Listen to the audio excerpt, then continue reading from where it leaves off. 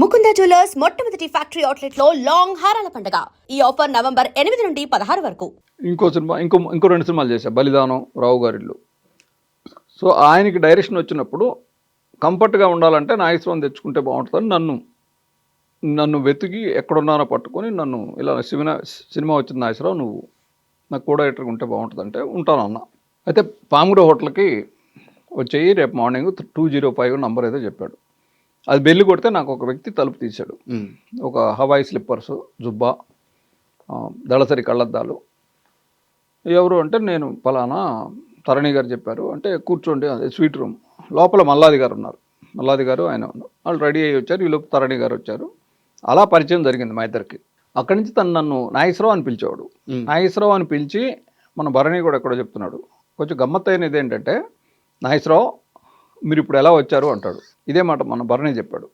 ఇప్పటికీ మీరు అని సంబోధిస్తాడు. నేను కూడా తనను మీరు అంటాను, కానీ రాము అని పిలుస్తా. దీనికి ప్రత్యేకంగా నేనేం అనుకోలేదు, ఎందుకంటే నేను చిన్న చిన్న వాటికి రియాక్ట్ అవ్వను పెద్దగా. దాదాపు ఇంచుమించు నాతో ఒక 1 or 2 years అటు ఇటుగా అదే ఏజ్. సరే, అతనికి అది అలవాటు కాబోదు. ఫస్ట్ టైం పిలిచినప్పుడు నాగేశ్వరరావు అని పిలిస్తే అనిపించింది, కానీ ఆ తర్వాత కొంచెం బాగా దగ్గర అయ్యాం మేము ఇద్దరం ఆ సినిమాతో. కొంచెం ఒకళ్ళకి ఇంట్రాక్షన్. ఇతను అప్పటికి అతను విజయ్, కలెక్టర్ గారు అబ్బాయి, ఇంకో సినిమాకి సెట్లో అబ్జర్వర్, అప్రెంటిస్ కూడా కాదు, అబ్జర్వర్గా ఉన్నాడు.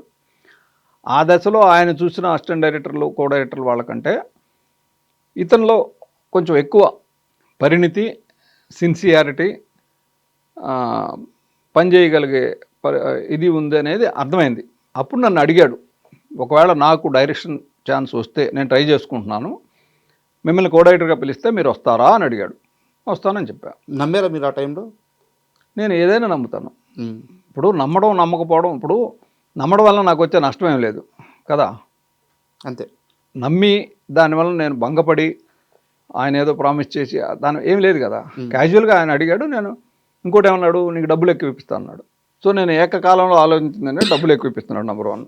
నెంబర్ 2, చేతులు కట్టుకొని ఇంతకుముందు అంటే నేను పనిచేసిన క్రాంతి గారు కానీ, లేకపోతే విజయనిర్మల గారు, సిఎస్ రావు గారు, వీళ్ళందరితో కొంచెం సబార్డినరీ ఫీలింగ్ ఉంటుంది, అది ఉండక్కర్లే ఇంతో. అలా రెండోది. మూడోది ఏంటంటే, ఇప్పుడు ఈ డైరెక్టర్ సక్సెస్ అయితే ఇంకో 3-4 ఏళ్ళు, ఇంకో 3-4 సినిమాల వరకు కంటిన్యూ అవ్వచ్చు. మాటికి డైరెక్టర్ని మార్చడం అనేది నాకు కూడా, నేను మార్చలే డైరెక్టర్. నేను మీరు అప్పటికే క్రాంతి కుమార్ గారి దగ్గర 4 years 5 years చేసి 6 ఏళ్ళు పనిచేసి ఆయన దగ్గర ఎక్కువ కాలం పనిచేసిన కో డైరెక్టర్గా.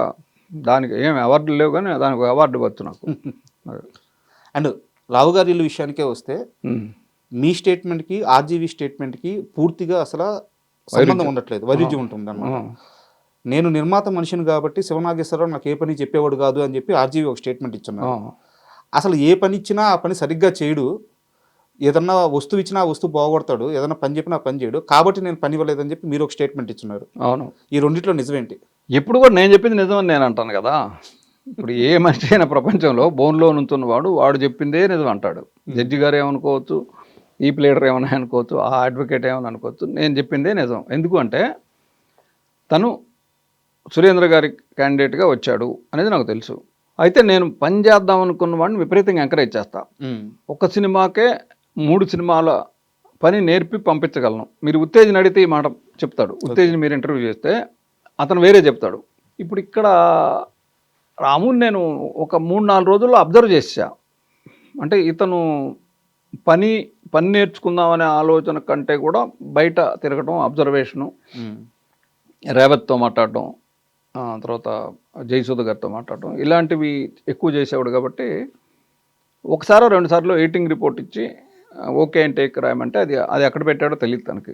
ఇక అందుకని ఈ నమ్మదగ్గ వ్యక్తి కాదు అని నేను ఇప్పటికీ అదే చెప్తా. సురేంద్ర గారి ద్వారా వచ్చిన మనిషిగా ఒక రెస్పెక్ట్ ఉంటే ఉండొచ్చు, అలాగని మిగతా వాళ్ళగా నువ్వు ఇక్కడి నుంచి వెళ్ళడానికి లేదు అలా ఏమనలా. బట్ ఈ తర్వాత మా ఇద్దరి మధ్య సాన్నిహిత్యం పెరిగింది. అండ్ శివ విషయానికి వస్తే, కథపరంగా చూసుకుంటే శివలో పెద్ద ట్విస్టులు అలాంటివి ఏమి ఉండవు, ఒక సింపుల్ స్టోరీ. అవును. బట్ శివలో అద్భుతం ఏంటంటే ఆ క్యారెక్టరైజేషన్, హీరో క్యారెక్టరైజేషన్ కానీ, విలన్ క్యారెక్టరైజేషన్ కానీ, సో వాటిని డీల్ చేసిన విధానం కానీ. ఒక కొత్త దర్శకుడు శివ కథ చెప్పినప్పుడు మీరు ఇవన్నీ అబ్జర్వ్ చేయగలిగారా? ఈ క్యారెక్టరేషన్ గొప్పగా ఉంది, కథ అటు ఇటుగా ఉన్నా కానీ దీనికి ఒక రీచ్ పాయింట్ ఉంటుంది, అవన్నీ క్యాచ్ చేయగలిగారా? అస్సలు నేను కథను అబ్జర్వ్ చేయలే. ఆయన నాకు షార్ట్లతో చెప్పేవాడు. ఓకే.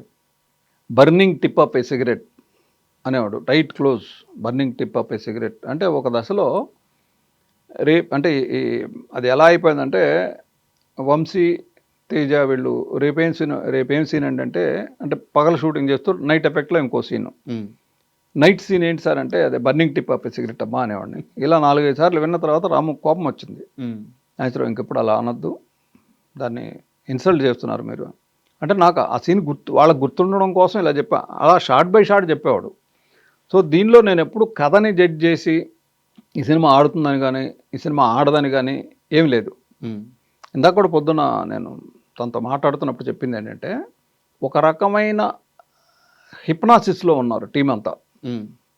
ఒక వ్యక్తి హిప్నాసిస్ కండిషన్లో లేడు పూర్తిగా, ఒక వ్యక్తి సగం అటు ఇటుగా ఆసిలేటింగ్గా ఉన్నాడు.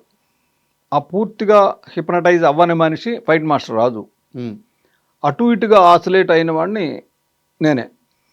అది కొంతేమో ఆయన చెప్పినట్టు ఆయనకి ఏం కావాలో అది అరేంజ్ చేయగలగడం అనేది ఎక్కువ ఉండేది. ఇది కాకుండా నా లోపల ఉన్న ఎక్స్పీరియన్స్డ్ కో డైరెక్టర్ వాడు మరొక మాట చెప్పేవాడు. సో ఈ రెంటిని బ్యాలెన్స్ చేసుకుంటూ నేను పనిచేశాను. ఓకే.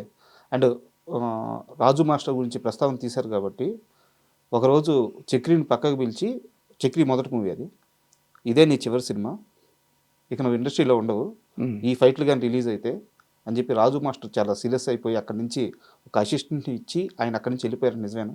అదే మరి ఇప్పుడు 36 సంవత్సరాల క్రితం ఎవడికి గుర్తుంది వాళ్ళకి గుర్తుంటుంది, కానీ ఇది బహుశా చక్రి చెప్పుంటే చక్రికే గుర్తుండాలి. నాకు తెలియదు, ఎందుకంటే వాళ్ళిద్దరు మాట్లాడుకున్నప్పుడు నేను లేను. ఓకే. తర్వాత వచ్చి నాకు చెప్పలేదు చక్రి. సరే, ఇంకో క్వశ్చన్ అడుగుతాను రాజు మాస్టర్ గారి గురించి. ఒకానొక టైంలో రాజు మాస్టర్ చాలా భ్రష్ట్ అయిపోయారు. ఒక కొత్త కుర్రాడు వచ్చి నాకేంది చెప్పేది, ఒక ఇగో లెవెల్కి వెళ్ళిపోయారు. ఇద్దరి మధ్య చాలా వాడివేడిగా నడిచింది, కానీ బట్ కూల్గా సినిమా అయితే నడిచింది, కానీ ఇద్దరికి అసలు పడలేదు అని చెప్పేసి ఒక టాక్. నిజమేనా? ఇది కొంత నిజం, కొంత సైకలాజికల్ డిఫరెన్స్ ఉంది వాళ్ళిద్దరి మధ్య. బట్ ఎప్పుడు హార్ష్గా మాట్లాడుకున్న సంఘటనలు లేవు నాకు తెలిసి. నాకు గుర్తున్నంత వరకు, ఎందుకంటే నేను లేకుండా ఒక షాట్ కూడా అంతే తీయబడలేదు. నేను అన్ని షాట్లకు ఉండేవాడిని. ఒక దశలో రాము నేను కనపడకపోతే ఎక్కడికి వెళ్ళారు నాసిరావు మీరు, నేను ప్యానిక్ అవుతాను మీరు కనపడకపోతే అనేవాడు. అంటే నేను అంత ఒకరోజు ఎప్పుడో భోజనాలు చేయడానికి 4 అసిస్టెంట్ డైరెక్టర్లని 4 కెమెరా అసిస్టెంట్లు తీసుకుని బయటికి వెళ్ళి భోంచేసి వచ్చాం.